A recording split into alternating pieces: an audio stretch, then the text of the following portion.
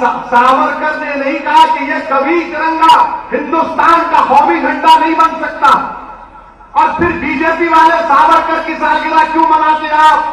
जब दिल्ली के जेएनयू में, हैदराबाद के सेंट्रल यूनिवर्सिटी में यह इल्जाम लगाया गया कि दहशतगर्दों के नाम पर जलसा हुआ, तो मैं आपसे पूछना चाहता हूं, जब सावरकर ने यह बात कही तो फिर आप सालगिरह क्यों मनाते? मेरी क्यों नहीं मनाते आप?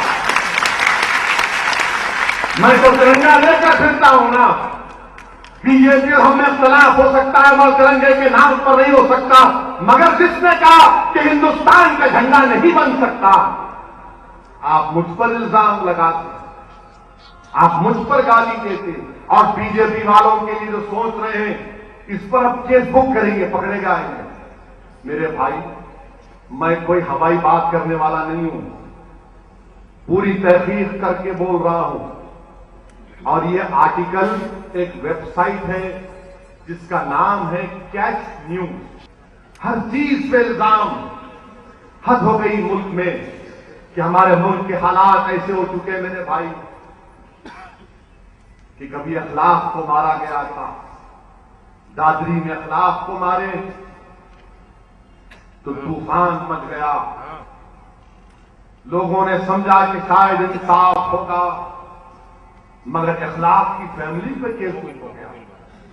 इसीलिए मैंने कहा था कि समाजवाद और बीजेपी ये दोनों का एक ही बात है, ये दोनों मिलते हैं। आप अखलाक की फैमिली को पैसे दिए और उन पर केस भी बुक कर रहे आप।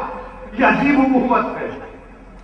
पैसे दे रहे हैं कि तुम पर जुल्म हुआ, तुम्हारे वालिद को शहीद किया गया, उसके भाई को मारा गया, उसकी मां को मारा गया, उसकी अखलाक मरहूम की बेटी से क्या हुआ मैं बयान नहीं कर सकता, मगर आप केस भी बुक कर रहे हैं। वाह है समाजवाद आपका।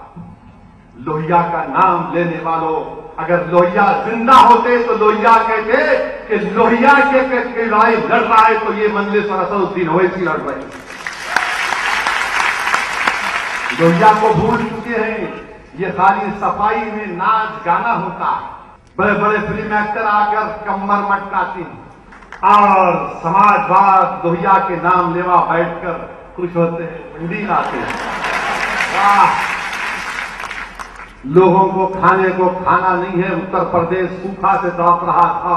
बुंदेलखंड में लोग घास खा रहे थे अपनी भूख को मिटाने के लिए, तो समाजवाद और लोहिया का नाम लेने वाले बड़े बड़े एक्टरों का गाना सुन रहे थे। मुबारक हो आपको, बहुत मुबारक हो। यही आपकी सोच है। अब मुझे पूरा यकीन है कि अब गुनाहों का आपका ये घड़ा भर चुका है, पाप का घड़ा भर चुका। अब ये घड़ा और नहीं भर सकता। और फिर जो लोग ये समझ रहे हैं कि मुल्क में क्या क्या नहीं हो रहा है। हरियाणा में रमजान के मौके पर 2 मुस्लिम नौजवानों को रोककर मारा गया क्योंकि उनके पास से गोश्त निकला। तो ये कहकर मारा गया उनको, ये कहकर उनको मारा गया कि तुमने गुनाह किया, और उनके मुंह में गोबर को डाला गया, पेशाब पिलाया गया उनको, वीडियो रिकॉर्डिंग की गई। और हमारे वजीर आजम कुछ नहीं बोलते, गोल्डन साइलेंस मेंटेन करते, खामोशी अख्तियार करते, खाली रेडियो पर बोलते, और वो भी अपने मन की बात बोलते, गरीबों के मन में जो है वो बयान नहीं करते।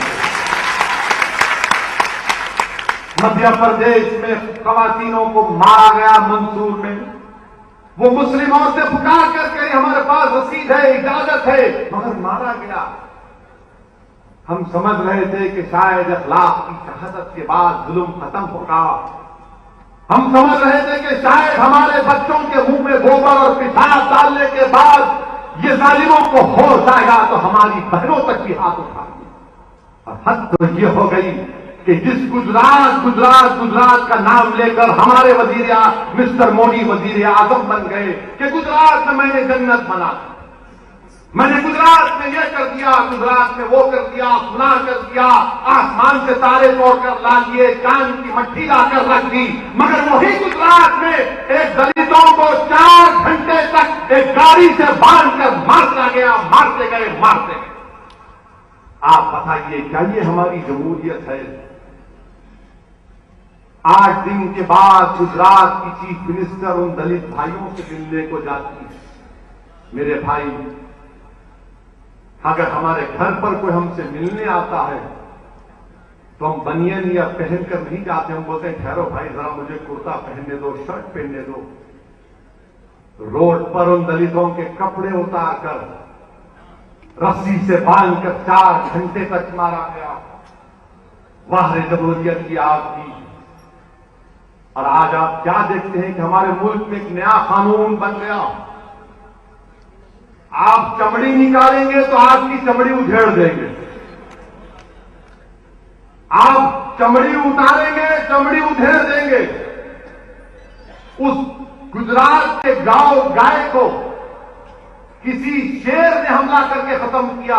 वो दलितों का कारोबार है। हमारे दलित जिंदगी गुजारते हैं। पूरे मुल्क में 8 लाख ऐसे दलित हैं जो गाय मर जाती है उनको ले जाकर उनकी चमड़ी निकालते हैं, उसका गोश्त इस्तेमाल करते, उसके हड्डियों को बेचते, उसके हॉर्न्स को बेचते।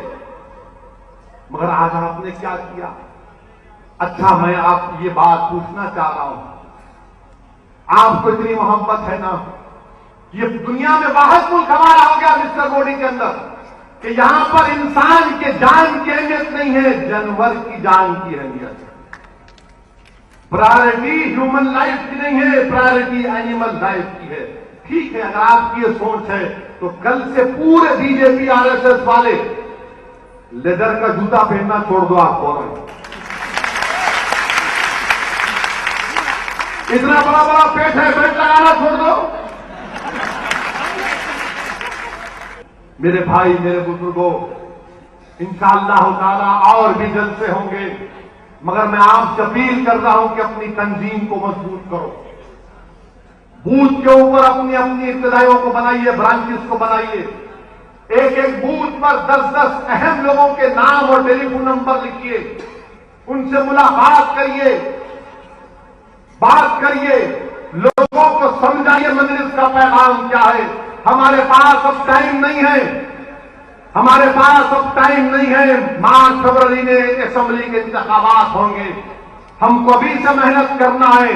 मैं आपसे वादा किया था और उस पर कायम हूं कि मैं इंशाअल्लाह ताला इलेक्शन तक न आपको चैन से बैठने दूंगा, न मैं चैन लूंगा, आराम लूंगा। मैं पूरा उत्तर प्रदेश इंशाअल्लाह ताला आपके साथ फिरूंगा। मुझे परमिशन दे या ना दे, मुझे जलसे का परमिशन दे या ना दे, मैं फिरूंगा, लोग आवाम से मुलाकात करूंगा। मैं आवाम के घर में जाकर अगर चाय तो नहीं, कम से कम कहूंगा कि पानी का ग्लास तो मुझे पिला दो, एक हमदर्द तुम्हारा भाई तुम्हारे पास आया। मैं आऊंगा, हर जगह पर जाऊंगा, हर विधानसभा में हम जाने की पूरी कोशिश करेंगे। और ये कांग्रेस पार्टी भी अब चल रहा है नया इनका। अब सोच रहे हैं कि इनका ऐसा हो गया। मेरे भाई मेरे को गाली दे रहे। दिल्ली से बस यात्रा निकली तो हर जगह नाम दिए, देखो एक शेरवानी पहन के आएगा, उससे बच के रहो। हर जगह पर कांग्रेस के बड़े बड़े लीडर बोले, देखो शेरवानी पहन के आएगा, बच के रहो इससे। मैं पार्लियामेंट में वो लीडर को पकड़ लिया, मैंने क्या है जनाब, आपने हमारा जिक्र खैर किया तो बोले बोलना पड़ता ना, मेरा बोलिए जरूर। मगर वो देखो सेंट्रल हॉल में एक तस्वीर लगी हुई है हिंदुस्तान के वजीर आजम की, देखो ये तस्वीर लगी हिंदुस्तान के सदर जमहूरिया की। ये क्या शर्ट पैंट पहने हुए हैं या शेरवानी पहने हुए हैं? तुम मुझे नहीं इनको गाली दे रहे हो, कम से कम शेरवानी पर मत जाओ। मगर याद रखो ये शेरवानी तुम्हारे लिए इंशाअल्लाह ताला परेशानी का बाइस बनेगी।